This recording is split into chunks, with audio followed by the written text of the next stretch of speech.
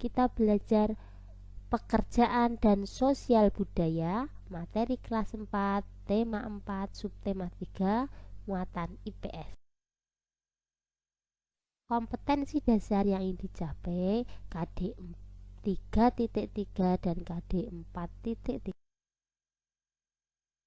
Banyak sekali bidang pekerjaan di sekitar kita. Kali ini Ustazah ambil contoh di sekitar Bojonegoro, Jawa Timur. Yang pertama, ada pengrajin kayu jati. Kenapa? Karena kayu jati termasuk sumber daya alam unggulan Bojonegoro. Kemudian ada produsen batik. Nah, batik Bojonegoro itu memiliki motif-motif yang khas sesuai dengan kebudayaan yang ada di wilayah Bojonegoro. Kemudian ada pengrajin gerabah. Nah, ketersediaan tanah liat itu memberi peluang berkembangnya usaha kerajinan gerabah terutama di wilayah Malo, Bojonegoro.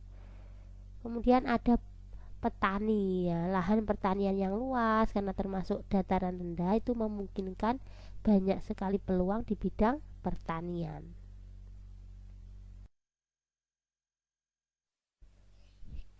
Kita bahas satu persatu. Yang pertama adalah kerajinan kayu jati.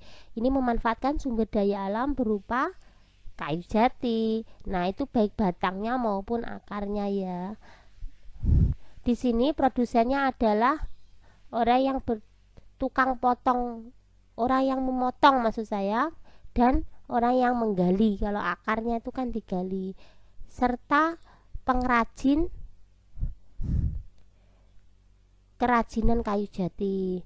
Nah, yang berperan sebagai distributor adalah toko atau mebel yang menjual hasil kerajinan itu. Kemudian distributor berikutnya adalah supir truk yang mengangkut dan menyalurkan hasil kerajinan kayu jati sehingga sampai ke konsumen, dan konsumennya adalah rumah tangga atau kantor-kantor yang perabotnya terbuat dari kerajinan kayu jati.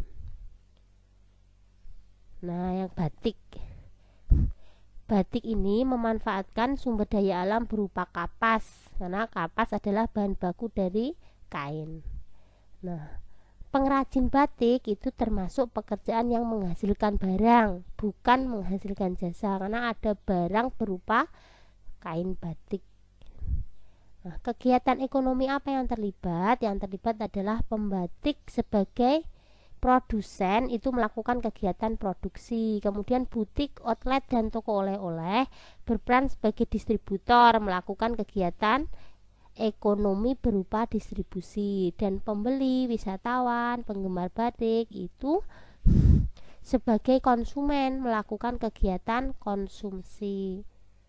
Selanjutnya, pembuatan batik itu dimulai dari perkebunan kapas, kemudian serat kapas dipintal menjadi benang dan kemudian menjadi kain yang siap untuk digunakan. Selanjutnya dilakukan proses menggambar motif batik di atas kain menggunakan lilin. Alat yang digunakan itu canting atau cap.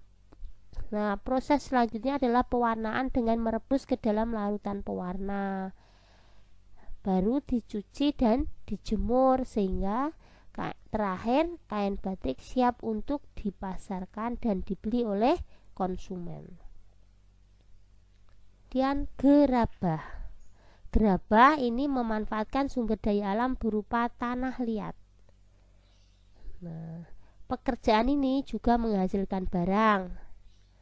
Kegiatan ekonomi yang terlibat, pertama penggali tanah liat itu sebagai produsen juga melakukan kegiatan produksi. Kemudian pengrajin tanah liat yang membentuk jadi benda-benda gerabah itu juga melakukan kegiatan produksi. Kemudian toko souvenir, galeri oleh-oleh, pedagang pasar yang menjual hasil kerajinan gerabah ini berperan sebagai distributor melakukan kegiatan ekonomi berupa distribusi. Dan terakhir pembeli atau konsumen itu melakukan kegiatan ekonomi konsumsi. Nah, selanjutnya pertanian. Petani itu termasuk kegiatan yang menghasilkan barang ya berupa padi. Kemudian sumber daya alam yang digunakan itu adalah lahan pertanian.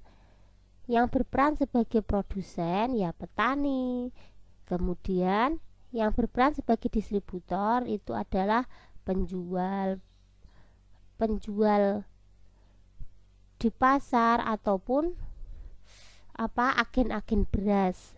Nah, konsumennya adalah kita yang mengkonsumsi nasi, beras itu ya. Terima kasih.